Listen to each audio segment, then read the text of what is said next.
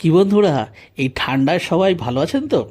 তো বন্ধুরা দেখুন, এই যে পরোটার রেসিপিটা যেটা আজকে আমি আপনাদের সাথে শেয়ার করব, এটা একটু স্পেশাল। হ্যাঁ, মানে এটা হচ্ছে আপনার আলুর পরোটা, কিন্তু স্টাফিং ছাড়া। তো চলুন রেসিপিটা শেয়ার করি।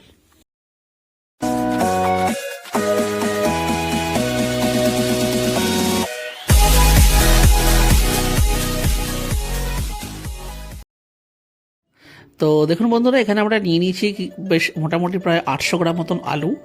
আর আলুটা পরে খোসা ছাড়াতে অসুবিধা হয় বলে আমরা আগেই খোসা ছাড়িয়ে, যেহেতু আর কি নতুন আলু, তো দেখুন এটাকে আমরা ধুয়ে টুয়ে এটাকে আমরা প্রথমে কুকারে সেদ্ধ করে নেব।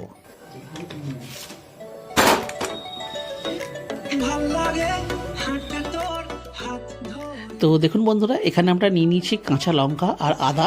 এটাকে জাস্ট আমরা একটা কোর্সলি পেস্ট করে নেব, জল ছাড়া। তো দেখুন বন্ধুরা, এদিকে আলুও কিন্তু সেদ্ধ হয়ে গেছে। আর এই দেখুন একদম গরম গরম আলু সেদ্ধ হয়ে গেছে। আর এই যে দেখুন সফট হয়ে গেছে, ঠিক আছে। তো এইবারে আমাদের যেটা করতে হবে সেটা হচ্ছে প্রথমে আলুটাকে জল ঝরিয়ে আলাদা করে কিছুক্ষণ রেখে দিতে হবে।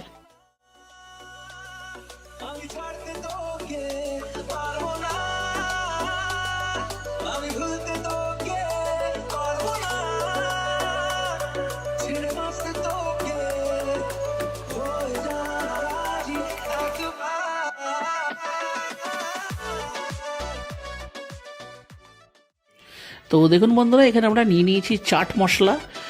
আর এখানে নিয়ে নিয়েছি বড় একটা গামলা, কারণ আমাদের আলুর পরিমাণটা যেহেতু বেশি, মোটামুটি 800 গ্রাম। তো বন্ধুরা, আমাদের যেহেতু আলুর পরিমাণ 800 গ্রাম, তাই আমাদের আটাও নিতে হবে 800 গ্রাম। এটা হচ্ছে রেশিও। তো এখানে প্রথমে দেখুন, এই যে দেখুন আলু, বাপরে প্রচণ্ড গরম। এই যে দেখুন আটা নিয়ে নিয়েছি। এটা ময়দাতে করলেও হতো, কিন্তু আমরা আটাতেই করছি, মানে আটা দিয়েই বানাবো। তো প্রথমে বন্ধুরা, এটাকে দেখুন আমি একটু হামানদিস্তার সাহায্যে আলুগুলোকে একটুখানি প্রথমে জাস্ট ম্যাশ করে নিচ্ছি, কারণ প্রচণ্ড গরম তাই।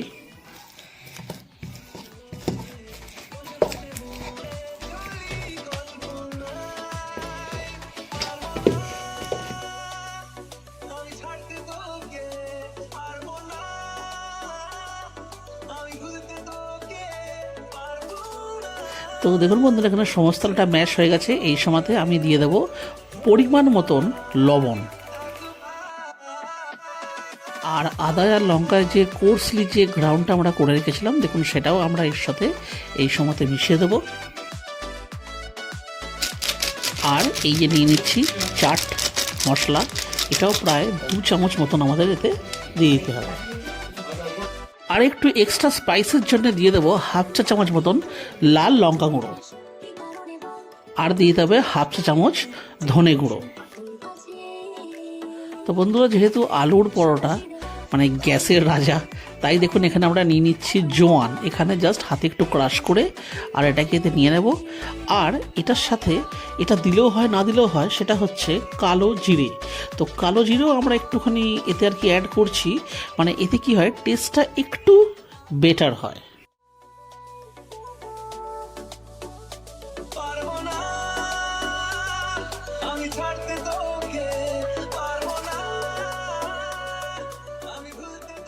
তো বন্ধুরা দেখুন, মশলার পাট সমস্ত কিন্তু মানে শেষ। এইবারে এটাকে, এখন তো বন্ধুরা মোটামুটি গরম আছে বলে আমরা চামচ দিয়ে মিক্স করছি, না হলে এটাকে আপনারা হাতে করেও করতে পারেন। তো মানে এটাকে বেসিক্যালি আমরা হাত দিয়েই করবো অ্যাকচুয়ালি, কিন্তু যেহেতু খুব আর কি গরম তাই। আর এই দেখুন এতে আমরা নিয়ে নিচ্ছি আটা। তো বন্ধুরা, যে মাপটা বলেছিলাম সেটা কিন্তু মাথায় রাখতে হবে, যে 800 গ্রাম আলু হলে 800 গ্রাম আটা, মানে যতটা আলু ততটাই কিন্তু আটা এতে প্রয়োজন হবে। তাহলে কি হবে, এক্সট্রা কিন্তু কোনো জলের প্রয়োজন হবে না। আর এতে আমরা নিয়ে নেব সামান্য একটুখানি সাদা তেল, জাস্ট এটাকে মাখার জন্য, মানে অল্প করে, ঠিক আছে। আর সেটা কিন্তু অপশনাল।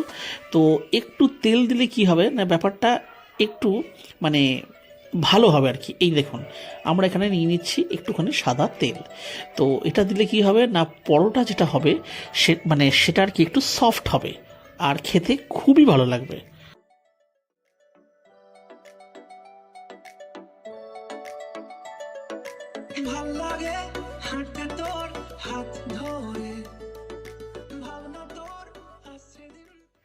তো দেখুন বন্ধুরা, এখানে কিন্তু আমাদের ভালো করে মিক্সড অ্যাকচুয়ালি হয়ে গেছে।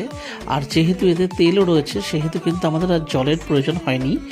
আর দেখুন, এটা কিন্তু বিনা জলেই প্রায় মাখাটা হয়ে যাবে। এই পরিস্থিতি যেটা এখন দেখছেন এটা কিন্তু এরকম থাকবে না। এটাকে আরেকটু ভালো করে যে মানে যাকে বলে ঠেসে ঠেসে আটাটাকে মাখা, সেটাকে মাখতে মাখতেই দেখবেন এটা কিন্তু মানে একদম মাখা হয়ে যাবে। এই দেখুন, এইভাবে ঠেসে ভালো করে মাখতে হবে। মাখলেই কিন্তু বিনা জলেই কিন্তু আটাটা মাখা হয়ে যাবে। জল দিলে মেবি এরকম হতে পারে যে আপনাদেরকে আরও আটা অ্যাড করতে হতে পারে, এবং সেটা কিন্তু একদমই কাম্য নয়, কারণ যেহেতু আমাদের আলুর পরিমাণ যা আর আটার পরিমাণও তাই নিতে হবে।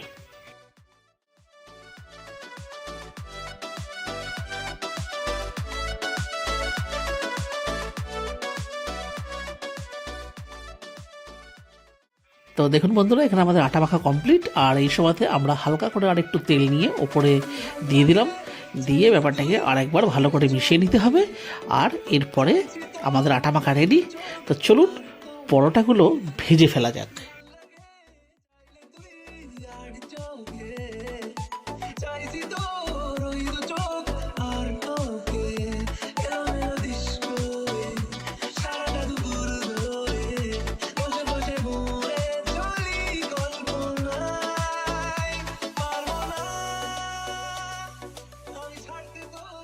তো দেখুন বন্ধুরা, এখানে আমাদের লিচি কেটে রেডি হয়ে গেছে। আর আমরা লিচিগুলোর সাইজ একটু বড় বড়ই রেখেছি। অবশ্য পরোটা তো একটু বড় না হলে ভালো হবে না। আর বন্ধুরা, এটা যেহেতু আমরা গোল শেপে কিন্তু বেলবো না, এটা আমরা বেলবো 3 কোনা পরোটা। তো সুতরাং যেহেতু 3 কোনা, সুতরাং একটু বড় না হলে মানে একদম পাতলা পাতলা হয়ে যাবে। তো এখানে প্রথমে এটাকে আমরা বেলে নিচ্ছি। আর বেলে নেওয়ার পরে তারপরে এটাকে আমরা আসলে সর্ষের তেলে কিন্তু এটাকে আমরা ভাজবো। বন্ধুরা, এই তেলের ব্যাপারটা কিন্তু একদমই অপশনাল। আপনারা চাইলে রিফাইন তেলেও ভাজতে পারেন, ঘিও ভাজতে পারেন, কিন্তু আমরা আজকে এটা মানে সর্ষের তেলেতেই কিন্তু ভাজবো।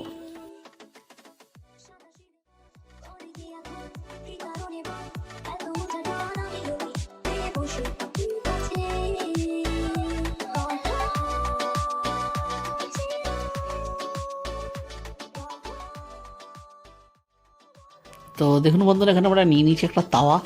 আর প্রথমে এটাকে গরম হতে দিয়েছি। আর এই সময়তে আগে আমাদের প্রথমেই কিন্তু তেল দিয়ে ভাজবো না, প্রথমে হালকা করে একটুখানি 2 পিঠ সেঁকে নেব। আর সেঁকা বেশ ভালো মতো হয়ে গেলে তারপরে এটাকে আমরা সরষের তেল দিয়ে উল্টে পাল্টে ভেজে নেব।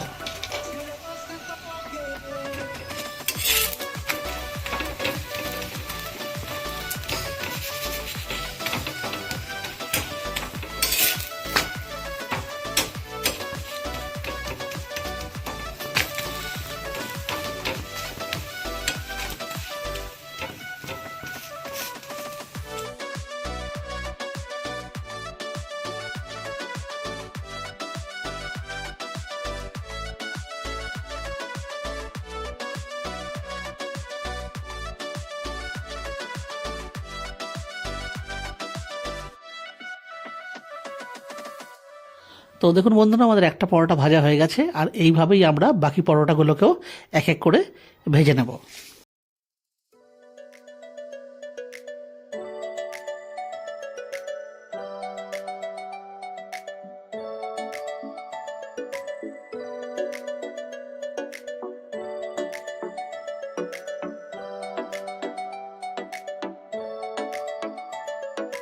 ভাল লাগে হাঁটতে তোর হাত ধরে, ভাবনা তোর আসছে দিন রাত ধরে।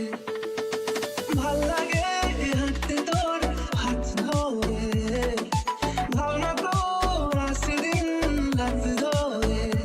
এলো মনটাকে কি করে গে আর রাতে, কেন আমি এত করে তোকে চাই। পারবো না আমি ছাড়তে তোকে,